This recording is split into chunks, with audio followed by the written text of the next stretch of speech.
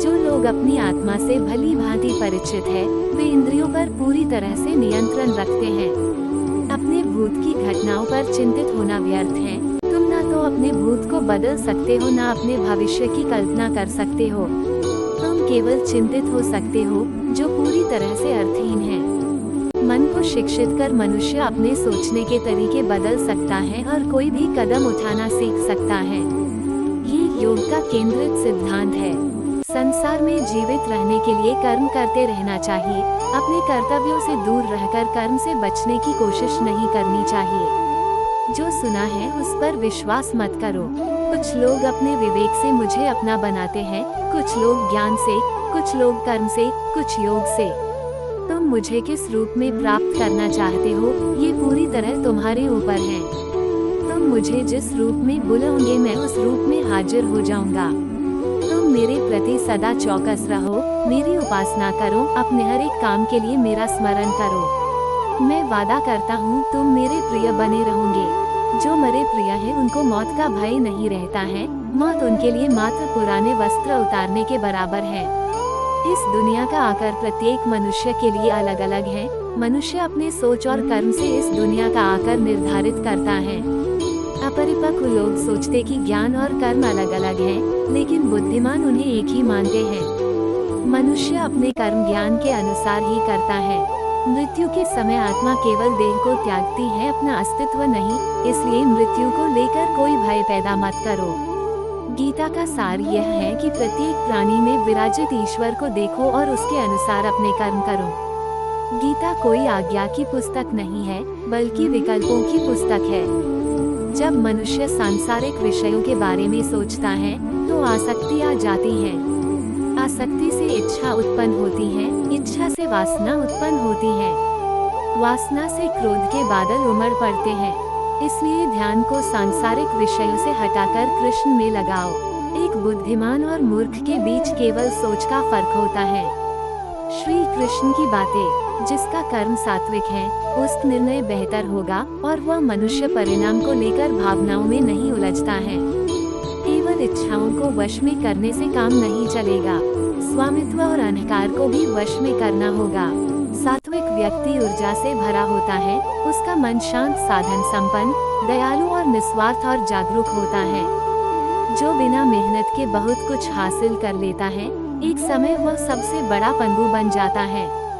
मनुष्य भाग्य को अपने हाथ में ले सकता है, वह अपने कर्म के प्रति जिम्मेदार है। अगर किसी तरह वह अपने कर्मों का नियंत्रण करना सीख जाए तो भाग्य उसके नियंत्रण। जो आदमी मुझे हर चीज में देखता है और मेरे होने के एहसास को अनुभव करता है, वह मेरा सच्चा भक्त है। ऐसे भक्तों से मुझे प्रेम है। इंद्रियों का काम ही है भटकना। जब कोई मनुष्य अपना मन उनके पीछे छोड़ देता है तो समझ लीजिए कि उसने छेद वाली नाव में सवारी शुरू कर दी है, जिसका डूबना तय है।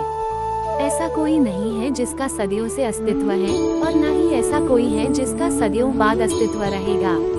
यहाँ कुछ स्थायी नहीं है। वह सभी चमकदार वस्तुओं में प्रकाश के स्रोत के रूप में स्थित है। वह सभी प्रकार के अंधकार से परे और अव्यक्त है। वह ज्ञान का विषय है और वही ज्ञान का लक्ष्य है। वह सबके हृदय में विराजमान है। तुम उसी को देख पाते हो जो तुम हो और तुम वही जो तुम देखते हो। मैं सभी के घरों में निवास करता हूँ। मेरी ऊर्जा सभी जगह समान रूप से वितरित है। जो मुझे पहचान लेता है उसको मैं भक्ति रस प्रदान करता रहता हूँ। मैं सर्वनाश कर सकता हूँ, मेरे रुकने की वजह मेरे भक्त हैं। जिस दिन मेरे सभी भक्त मर जाएंगे मैं सर्वनाश कर दूंगा। जो व्यक्ति अहंकार से मोहित होकर अपने कर्मों को अंजाम देता है, मैं उसके खिलाफ खड़ा होता हूँ। तुम हमेशा के लिए यहाँ रहने वाले नहीं हो, तुम्हारा जीवन बहुत सीमित है। जो मनुष्य यहाँ आता है वह अपनी क्षमता को तलाशने के लिए आगे बढ़ता है। ये गलत नहीं है अगर तुम निस्वार्थ भाव से अपनी गति करते हो। स्वभाव के द्वारा निर्धारित कर्तव्य का पालन करने से कोई पाप नहीं होता है। हम वास्तव में कभी दुनिया का सामना करते ही नहीं हैं। यहाँ रहकर हम जो भी अनुभव करते हैं वे हमारी इंद्रियां हैं। तुम केवल अपने कर्म पर नियंत्रण कर सकते हैं। तुम्हारे कर्म के परिणाम का तुम दावा नहीं कर सकते। हारने का डर, असफलता का भय, कर्मों के साथ भावना जोड़ना सफलता की सबसे बड़ी बाधा है। ये विचार मन को अस्थिर कर आपकी क्षमता को लुटता है। राधा कृष्ण के अनमोल वचन। स्वार्थ से जुड़े कर्म आपको दुनिया में कैद करते हैं। व्यक्तिगत लाभ के बारे में नहीं सोचे और निस्वार्थ भाव से काम करें। अपनी इच्छा शक्ति से खुद को नया आकार दो, अपने आप को कभी स्व इच्छा से नीचा मत होने दो। बुद्धिमानी तुम्हारी चेतना को एकीकृत करती है और कर्म के फल के प्रति आसक्ति को त्यागने में मदद करती है। दूसरों के सुख दुख पर कोई यदि इस प्रकार प्रतिक्रिया देता है जैसे वे उसके अपने हैं, तो उस व्यक्ति को सच्चा आध्यात्मिक मान सकते हैं। मैं हर समय से यहाँ पर था, ऐसा कोई समय नहीं है जब मैं यहाँ नहीं था। मैं समस्त भूत में भी विद्यमान था और समस्त भविष्य में मेरा विद्यमान रहेगा। दुनिया का सबसे बड़ा पापी अगर समर्पण के साथ मेरी सच्ची उपासना करे तो मैं उसको भी शुद्ध कर देता हूँ। वे लोग जो केवल कर्म के फल की इच्छा से प्रेरित होते हैं, वे अक्सर दुखी रहते हैं। जब किसी की चेतना एक हो जाती है तो उसकी सारी व्यर्थ चिंताएं पीछे छूट जाती हैं। फिर उसको किसी वजह की चिंता नहीं होती है। चाहे चीजें अच्छी हो या बुरी, वह सदा एक सा रहता है।